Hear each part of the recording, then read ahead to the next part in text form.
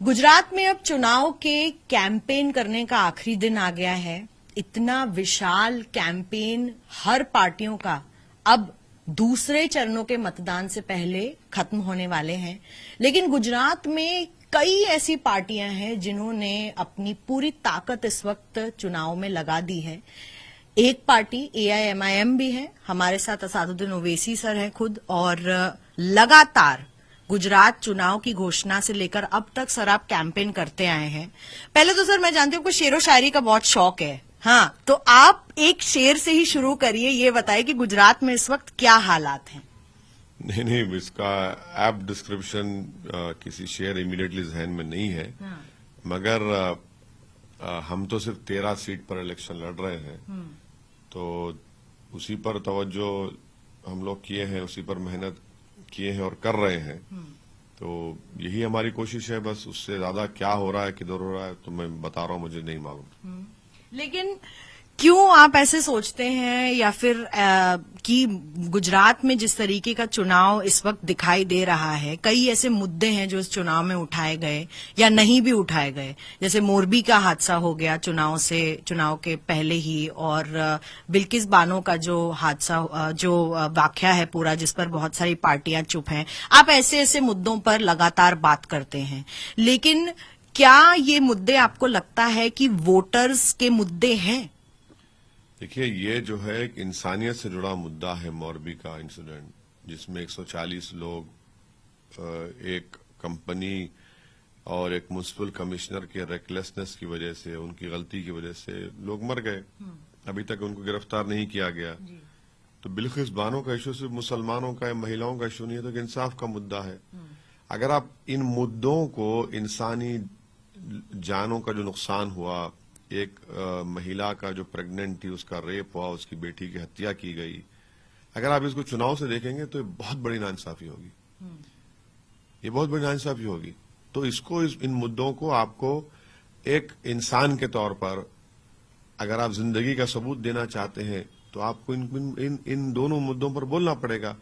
अब अगर कोई इन मुद्दों को छोड़कर वोट देता है, नहीं देता है, या उसके लिए माने रखते नहीं रखते, वो तो उनके ऊपर है। मगर जहां तक मेरा मामला है, मैं इसको सिर्फ चुनाव के तक नहीं देखता हूं, इन दोनों मुद्दों को। लेकिन अगर ये चुनावी मुद्दे नहीं हैं, तो क्या आपको लगता है कि किस मुद्दे पर लोग वोट देने के लिए राजी हो रहे हैं? गुजरात की जब हम बात करते हैं, आप जब मैदान में उतर जाते हैं, तो लोग कहते हैं कि हिंदू मुसलमान एविडेंटली हो जाता है, एक डिवाइड हो जाता है हिंदू मुसलमान। मैं तो सिर्फ 13 सीट लड़ रहा हूं ना, 169 सीट पे हम नहीं लड़ रहे हैं। तो 13 सीट अगर हम लड़ रहे हैं, 14 लड़ रहे थे, एक को कांग्रेस ने उसका जमीर खरीद लिया, तो 13 लड़ रहे हैं, तो उसमें भी तकलीफ क्यों हो रही है आपको? भाई आप लड़िए ना, 169 जीत जाइए। भाजपा जीती है, कांग्रेस जीती है, कोई और जीती है, हमको क्या करना है? हम ये 13 सीट पर लड़ रहे हैं। अब इस पर भी अगर आप बोलेंगे तो फिर क्या, हमको तो सबसे पहले किसी से इजाजत लेने की जरूरत ही नहीं है चुनाव लड़ने के लिए। हम चाह रहे हैं, अपनी पार्टी की स्ट्रेटेजी है, पार्टी को फैलाना चाह रहे हैं, पार्टी के कैंडिडेट्स को जिताकर गुजरात की विधानसभा में भेजाकर कमजोरों की, मजलूमों की आवाज हो, उनका एक रिप्रेजेंटेशन हो, वो हमारी कोशिश है।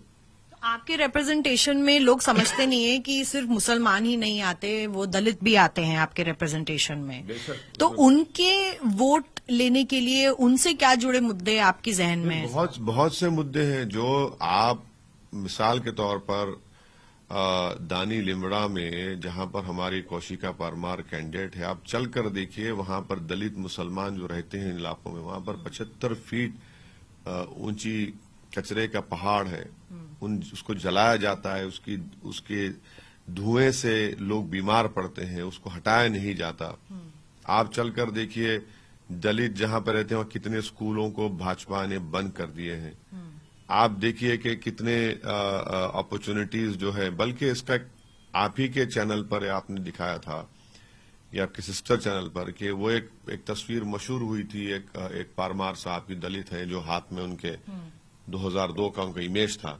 आज वो खुद क्रिटिसाइज कर रहे हैं भारत के प्रधानमंत्री को, कि बोलेंगे मैं रोड पर आज भी बैठा हुआ हूं, आज भी मोची बनकर जिंदगी गुजार रहा हूं। मोदी को फायदा हुआ, यहां से दिल्ली के प्रधानमंत्री बन गए। अब इससे बड़ा मिसाल और क्या दे सकते हैं आप इन लोगों की? अच्छा, एक मतलब सोच की बात करते हैं। ऐसा क्यों होता है कि राजनीतिक सर्कल्स में भी ये कहा जाता है, बहुत हम सुनते भी हैं कि जितना आप मोदी जी को क्रिटिसाइज करेंगे उतना जो भाजपा का वोटर है वो अग्रेसिव होके वोट करता है। तो फिर भाई मोदी भारत के प्रधानमंत्री हैं, हमको क्रिटिसाइज करना हमारा डेमोक्रेटिक राइट है। तो अगर हम क्रिटिसाइज नहीं करेंगे उनको, मोरबी के ऊपर, बिलखिस के ऊपर, यहाँ पर सीटी स्कैन एमआरआई मशीन कितने कम है गुजरात में, सिकल सेल एनीमिया के सबसे ज्यादा पेशेंट गुजरात में है, 20% नौजवानों में, युवाओं में बेरोजगारी है, महंगाई से महिलाएं परेशान है। अगर इसका जिम्मेदार भारत के प्रधानमंत्री को नहीं ठहराएंगे तो किसको ठहराएंगे हम? रूपानी को ठहराएंगे? सीआर पाटिल को खड़ा करेंगे? बोलेंगे ना भाई ये सब जिम्मेदारी तो देश के प्रधानमंत्री पर, उनकी पार्टी पर आती है। तो अब ये बोलेंगे कि ना बोलो तो फिर ये इन मुद्दों का क्या करेंगे? फिर तो जमहूरियत नहीं रहेगी। हम सब लोग एक ऑर्केस्ट्रा पार्टी में थाली बजाने वाले बन के रह जाएंगे। फिर क्या आप भी सोचते हैं कि क्योंकि पीएम को ही क्रिटिसाइज किया जाता है हर जगह में, क्या मोदी फैक्टर ही चल रहा है गुजरात में? गुजरात का कोई नेता इतना कद्दावर नहीं है कि उसके नाम पर इलेक्शन चले? बीजेपी में कौन नेता है मोदी से हटकर? कोई है बताइए? कोई नहीं है। आप किसी को नहीं देखते हैं? अरे उन्हीं की वजह से जीतते हैं, उन्हीं को बोलेंगे। वही तो मेन आदमी है। और प्राइम मिनिस्टर है, चीन घुस के बैठा है लद्दाख में, डेप्सांग डेमचौक में, फिर भी मोदी जी उठकर चीन के प्रीमियर से उठकर जाकर हाथ मिलाते हैं। हमारे 20 सिपाही शहीद हुए, चाइना ने उनको मार दिया। तो उनको नहीं बोलेंगे तो क्या मैं चाइना को बोलूं? ये एक साथ जो वाकया आप बता रहे हैं ये भी हुआ, वो यहाँ पर कैंपेन कर रहे हैं, आप भी एमसीडी चुनाव में कैंपेन कर रहे हैं, तो वहां पर भी कैंपेनिंग हो रही है प्राइम मिनिस्टर के तहत और सारे बड़े नेता। तो कांग्रेस के जो खड़गे हैं उन्होंने उनको 10 सर का रावण कह दिया। क्या ऐसी ऐसी बातें करने से आपको लगता है कि वोटर सेंटिमेंट मूव होता है? अब ये कांग्रेस के नेता जो है ना वो बताएं, हमारा जो भाषण होता था तो ये लोग बैठ के देखिए इसको क्या जरूरत थी बोलने की है, इससे बीजेपी को फायदा होगा। अब कोई नहीं बोलता इनको, अब कोई नहीं बोलता। आप जो बोल रहे हैं तो आप दूध के धुले हुए हैं, आपको कोई नहीं बोल सकता। क्या बोलेंगे? तो ठीक है, लोग देख रहे हैं इनके दोहरे चेहरे को। यहाँ पे दलित जो वोटर हैं, दलित SC ST वोटर है, वो वैसे कांग्रेस का वोटर रहा है। आप भी दलितों का देख रहे हैं यहाँ पर वोट लेने का, और मुस्लिम वोट भी यहाँ पर ट्रेडिशनली कांग्रेस का ही रहा है। तो आप पे दोबारा से, जैसे हम जितनी बारी बात करते हैं, चाहे वो उत्तर प्रदेश का चुनाव, एमसीडी का चुनाव हो, आपको लगातार लोग वोट कटुआ पार्टी के नाम से ही बोलते हैं। तो क्या आप इसका कभी काउंटर ढूंढ पाएंगे? नहीं, अगर हमको कह रहे हैं तो कांग्रेस भी वोट कटवा है। 27 साल से आप भाजपा को नहीं हरा पाए। आपके 16 विधायक जीतकर 17 में बीजेपी में चले गए। 1984 से कोई मुस्लिम लोकसभा का मेंबर नहीं बना गुजरात से, तो आपने ही बीजेपी से सौदा कर लिया। राहुल गांधी अमेठी से हार गए तो आप ही भी टीम थे वहां पर। कांग्रेस मोदी से एक एग्रीमेंट कर लिए, फिक्सिंग कर ली है कि आप फर्स्ट फैमिली को हाथ मत लगाइए, गुजरात जीतते जाइए, इसलिए आप 27 साल से हार रहे हैं। ये हम भी कह सकते हैं। भाई आप कभी देखिए कि आपकी वजह से ही तो बर्बाद हो रहे हैं सब लोग। आपने क्या किया यहाँ पर? कितने मुद्दे उठाए आपने माइनॉरिटी एम्पावरमेंट के? कुछ नहीं उठाते, आप तो सिर्फ डराते हैं। हम ये कह रहे हैं कि डर का वोट मत दीजिए मैम को, उम्मीद की बुनियाद पर मैम को वोट दीजिए। और उम्मीद यही है, उम्मीद के साथ आप एमसीडी चुनाव भी ले रहे हैं, कॉन्टेस्ट कर रहे हैं। तो एक दिन गए, वो पूरा उसकी तफसील इम्तियाज जलील साहब और कलीम हफीज साहब बताएंगे जी। वो लोग बहुत मेहनत किए सब लोग, हम तो सिर्फ एक दिन जाकर आ गए 4-5 वार्ड्स में, मगर इम्तियाज साहब और कलीम हफीज साहब बहुत और टीम के साथ बहुत मेहनत की। नहीं, लेकिन जहां पर आप जाते हैं, और ये मैं सवाल आपसे पूछना चाहूंगी, वहां पर भीड़ बहुत ज्यादा हो जाती है। कई जगह हम देख रहे हैं, कैंपेन्स कवर कर रहे हैं, कहीं भीड़ जुटाई जाती है, कहीं भीड़ बुलाई जाती है, आपकी बिन बुलाई भीड़ होती है। तो इस भीड़ का मतलब क्या मतलब है? मतलब यही है कि असादुद्दीन ओवैसी एक पॉपुलर स्टैचर लीडर है?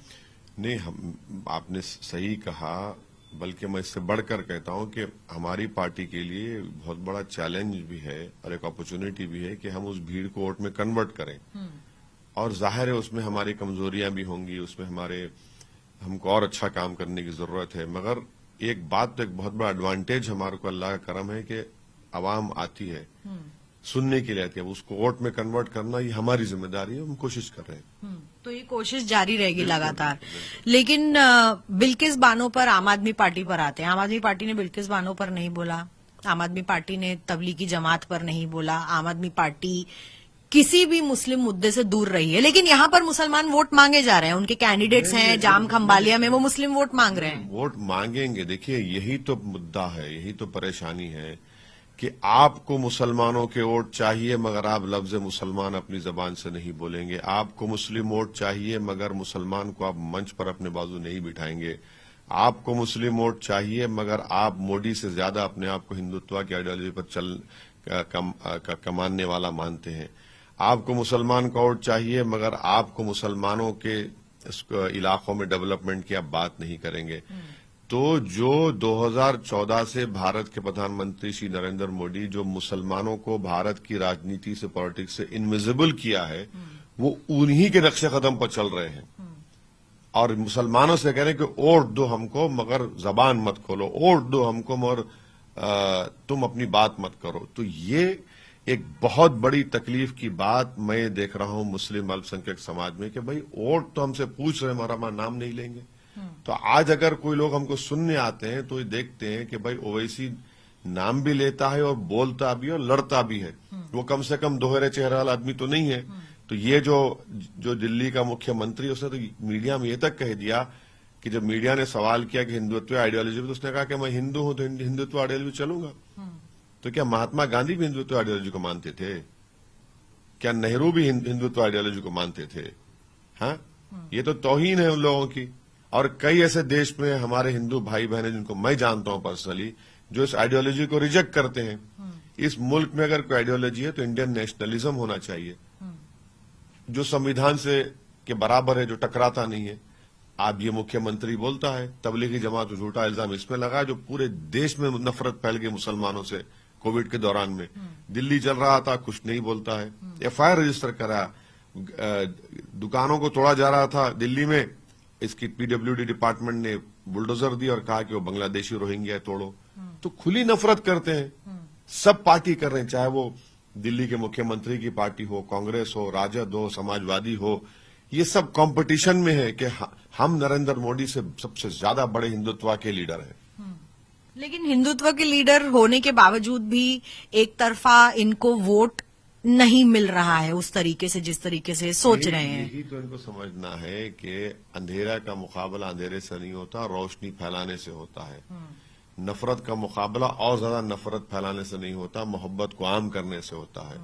जहालत का मुकाबला जहालत से नहीं होता, इल्म को फैलाने से होता है। अगर आप जाकर बोलेंगे कि मैं मोदी से बड़ा हूं, तो जो मोदी का ऑटर है बोलेगा भाई ये तो ओरिजिनल है, ये क्लोन है। ये बात मैंने नहीं कहा था, अरुण जेटली ने 2017 में कही थी इसी गुजरात में, वो बात सच थी। आप तो फर्क ही नहीं दिखा रहे ना बीजेपी से, आप में भाजपा में क्या फर्क है? आप बोलते नहीं हम ये बात नहीं करेंगे। अरे भाई बात करो, जो भाजपा सिस्टमिक डिस्क्रिमिनेशन अल्पसंख्यक समाज मुसलमानों से कर रही है, दलितों से कर रही है, आदिवासी से कर रही है, आप बोलते ही नहीं उसके ऊपर। आप ये समझते हैं कि वो मोटा मोटा बोल देंगे और हम सब लोग बैल हैं, बकरियां हैं जो आपके पीछे चलेंगे। अरे भाई हम इंसान हैं, हमारे भी तकालीफ है, देखिए उनको। आप नहीं देखना चाहते, इसीलिए ये जो वैक्यूम है उसको हम पूरा करने की कोशिश कर रहे हैं। एक बात आपकी बात से मुझे ध्यान में आई कि प्रधानमंत्री नरेंद्र मोदी ने अभी तक जितनी रैलीज की, जितनी सभाएं की, क्योंकि हम गुजरात में हैं इस वक्त, अहमदाबाद में गोधरा का जिक्र होता है बार बार 2002 का, उन्होंने एक बारी भी इसका जिक्र नहीं किया यहाँ पर गुजरात में, बिल्कुल भी किसी भी सभा में। देखिए ये तो प्रधानमंत्री इसको दे दिए हैं, आउटसोर्स कर दिया अमित शाह को। फिर अमित शाह उसको आउटसोर्स कर दिए हैं योगी आदित्यनाथ को, आउटसोर्स कर दिया प्रधानमंत्री। और हिमंत बिस्वा शर्मा को वो आउटसोर्स कर दिए हैं। तो डिवीजन ऑफ लेबर है भाजपा में, वो खुद नहीं बोल रहे, अपने मंत्रियों से बुलवा रहे हैं। अब ये कह रहे हैं बिल्कुल प्रधानमंत्री के हुक्म पर अमित शाह बोलते हैं। प्रधानमंत्री के इशारे पर योगी बोलते हैं, प्रधानमंत्री के उंगली के इशारे पर आसाम के मुख्यमंत्री अपनी बकवास बकते हैं। तो यकीनन प्रधानमंत्री की पूरी इजाजत से, उनके बोलने से सब लोग बोल रहे हैं 2002 के बारे में। असम के मुख्यमंत्री लगातार लव जिहाद हो, चाहे श्रद्धा वालकर का आफ्ताब अमीन पूनावाला वाला केस हो, उस पर लगातार बोलते आए हैं। अजमल साहब ने भी एक ऐसे ही तंज कसा एक वाक्या कह दिया है कि आप एक काम करिए, हमारी मुस्लिम लड़कियां ले लीजिए, आप भी 2-3 बारी लव जिहाद कर लीजिए। असम के मुख्यमंत्री से डायरेक्टली कहा है। मैं जानती हूं आप अजमल साहब का बहुत आदर करते हैं, उन बहुत रिस्पेक्ट करते हैं, लेकिन इन बातों में कहीं जो कोर मुद्दा है, जो वहां पर मदरसे बंद हो रहे हैं, जिस तरीके से वहां पर मुसलमानों के साथ हो रहा है असम में, वो सब दब जा रहा है। भोजाई गांव में आसाम के मुख्यमंत्री की सरकार ने नोटिस जो दिया है, इसलिए क्या सेक्शन में दिया है, डिजास्टर मैनेजमेंट एक्ट में, और 12 घंटे के अंदर उसको मदरसे को तोड़ दिया। तो ये नफरत के मुजाहरे वहां पर किए जा रहे हैं। आसाम में एक पुलिस स्टेशन पर धरना होता है कि पुलिस कस्टडी में कोई मुसलमान मर जाता है, तो धरने की बुनियाद पर जब घर तोड़ा जाता है तो आसाम के कोर्ट में जज को बोलना पड़ता है कि क्या कर रहे हैं आप लोग, ऐसा तो आपको किसको भी घर तोड़ देंगे। उनका ओरल ऑब्जर्वेशन जज का था। अब बदरुद्दीन भाई ने जो बात कही है वही उसके बारे में सब्सटेंशिएट कर सकते हैं, उस पर ज्यादा रोशनी डाल सकते हैं। मुझे नहीं मालूम कि वो किस कंटेक्स्ट में क्या बोला गया और कितना मुकम्मल वो बात सामने हमारी आ रही है, तो वो उन्हीं के पर छोड़ते हैं, वो उसका जवाब दे पाएंगे। नहीं, क्या आप इसका जवाब इसलिए नहीं दे रहे हैं क्योंकि मैंने कहा बदरुद्दीन सर का आप आदर करते हैं? मैं यकीनन मौलाना बदरुद्दीन अजमल का बहुत आदर करता हूं, उनकी इज्जत करता हूं, मगर वो स्पेसिफिक क्वेश्चन क्या था और क्या मीडिया उनके पूरे जवाब को दिखा रही है नहीं दिखा रही है, मुझे नहीं मालूम। तो जिस दिन बदरुद्दीन भाई से बात हो जाएगी हम आपको बता देंगे कि उन्होंने क्या कहा था, हम उससे एग्री करते हैं नहीं करते। आप आसाम नहीं जाते, आप यूपी गए, महाराष्ट्र जाते हैं, गुजरात जाते हैं, दिल्ली आते हैं, आसाम नहीं जाते? मैं शुरू से ही कह रहा हूं कि मैं कभी आसाम नहीं जाऊंगा, मैं कभी केरला नहीं जाऊंगा, क्योंकि वहां पर IUML अपना काम कर रही है, मेहनत कर रही है बरसों से, और यहाँ पर बदरुद्दीन भाई काम कर रहे हैं, उनकी AIDUF है। मैं क्यों जाऊंगा? मैं तो ओपनली इस बात को कहा हूं। लेकिन बात संविधान पे भी करते हैं। गुजरात चुनाव में बीजेपी के मैनिफेस्टो में यूनिफॉर्म सिविल कोड भी आ गया, एक एट्रोसिटीज एक्ट तो लगी रही थी, लेकिन यहाँ पे वो वायलेंस के ऊपर जो यहाँ पर अगर दंगा फसाद होगा या हुड़दंग मचेगा, उस पर बीजेपी ने अपने मैनिफेस्टो में लिखा है कि हम एक ऐसा लॉ लाएंगे जो प्रॉपर्टीज रिकवरी एक्ट की तरह चलेगा। योगी जी के आते ही यहाँ पर बुलडोजर भी आ गए थे गुजरात में। देखिए, जो बच्चों को खेड़ा में महज इस इल्जाम पर रोड पर लाकर उनकी बेइज्जती करके जनता के सामने मारा गया, आप क्या करेंगे उनके बारे में? बिल्किस बानो के रेपिस्ट को, उसकी बेटी की हत्या करने वालों को भाजपा ने छोड़ दिया, उसके क्या करेंगे आप बताइए, उनके बारे में क्या करेंगे? अच्छा, रेडिकलाइजेशन की आप बात कर रहे हैं। अहमदाबाद का ex-MP बंगालियों को गाली देता है, वो रेडिकलाइज नहीं है तो क्या है बताइए आप? नरोडा पाटिया का एक कन्विक्टेड किलर है, 90 मुसलमानों का बेल पर निकलता है कोर्ट से, वो मोदी जी के नाम पर भीख मांग रहा है कि मोदी जी के नाम पर वोट दो, एक मर्डरर मांग रहा है, वो रेडिकलाइज को आप इस्तेमाल कर रहे हैं। रेडिकलाइजेशन की आप बात कर रहे हैं तो फिर बेस्ट बेकरी, एहसान जाफरी किसने किया? कौन रेडिकलाइज हो चुका था? ये तो आपको देखना चाहिए, आप सत्ता में हैं। वो तो ये भी कह रहे हैं कि एंटी रेडिकलाइज सेल भी बनाएंगे, यहाँ पर एंटी रेडिकलाइजेशन सेल बनेगा गुजरात में। अब एंटी रेडिकलाइजेशन अगर हो रहा है तो धर्म संसद कौन कर रहा है देश के कोने कोने में, और क्या बकवास बकी जा रही है महिलाओं के खिलाफ, मुसलमानों के खिलाफ, बल्कि बीजेपी के पार्टी के महिलाओं के खिलाफ कितनी गंदगी बकी गई। वो रेडिकलाइज नहीं है, उनको कैसे रोकेंगे आप ही के बीजेपी की पार्टी में एक MP है जिसने कहा कि हेमंत करकरे इसलिए मरा क्योंकि मैंने उसको शराब दिया, वो रेडिकलाइज नहीं है, उसको अजमल कसब के साथियों ने मारा था।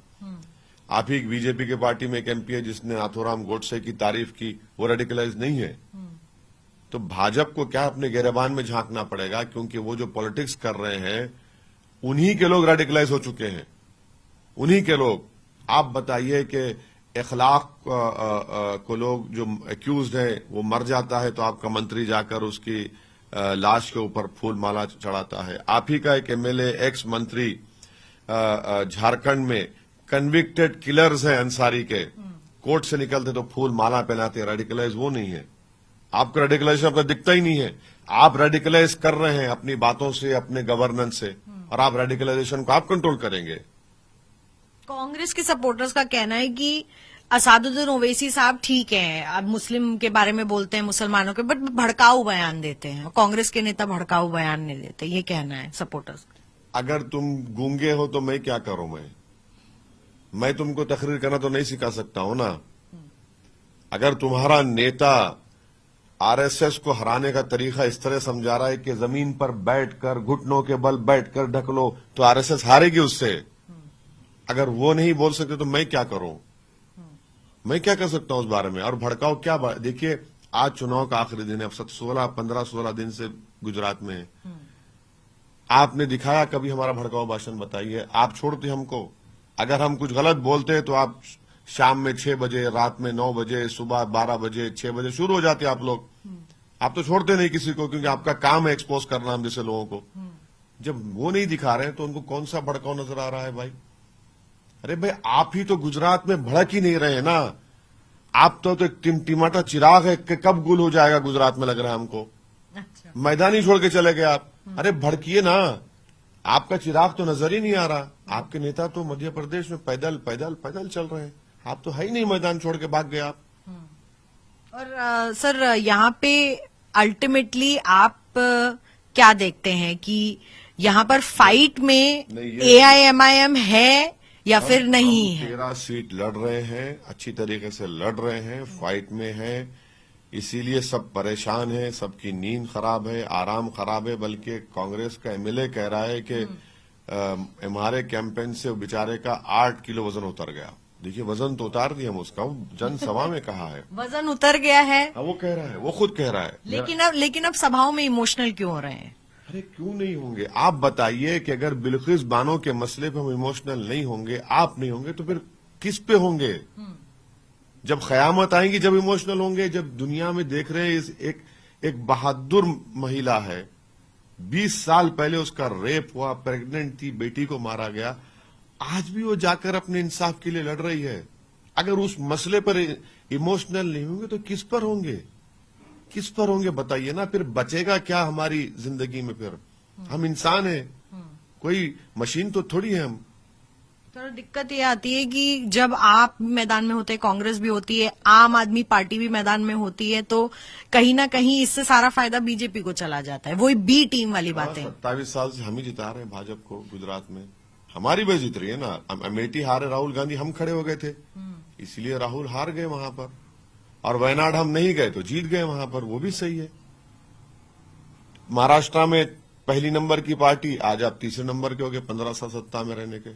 शिवसेना को सेकुलर का सर्टिफिकेट देके आप उनसे शादी कर, निकाह कर लिए, हमारी वजह से। 2 बार तेलंगाना का इलेक्शन हार गया आप, हमारी वजह से। हमारी सब हम ही जिम्मेदार हैं। गांधी परिवार जिम्मेदार नहीं है कांग्रेस की बर्बादी के लिए, हम जिम्मेदार हैं। चलो, इस बात का अंत अब एक शेर से होना ही चाहिए। नहीं, शेर याद नहीं आता। आप गांधी परिवार का नाम ले लिए तो जबान में वो शीरनी नहीं रहती है, तलखी पैदा हो जाती है, मुश्किल होता है। बिल्कुल, ये थे असादुद्दीन ओवैसी, एकदम बेबाक और गुजरात चुनाव में डे 1 से कैंपेनिंग करते हुए। लेकिन लगातार हम देख रहे हैं कि सारी पार्टियां अब ताकत अपनी पूरी झोंक चुकी हैं गुजरात में। अब देखना ये होगा कि वोटर सेंटिमेंट या जो वोट देने वाले लोग हैं वो किस तरफ अपना झुकाव मानते हैं, और क्या भारतीय जनता पार्टी या आम आदमी पार्टी या कांग्रेस या AIMIM अपना परचम यहां पर लहरा पाएंगे, कितना लहरा पाएंगे, उस पर भी सवाल बड़े हैं। रविकांत होतावार के साथ गुजरात अहमदाबाद से मिलन शर्मा, आज तक।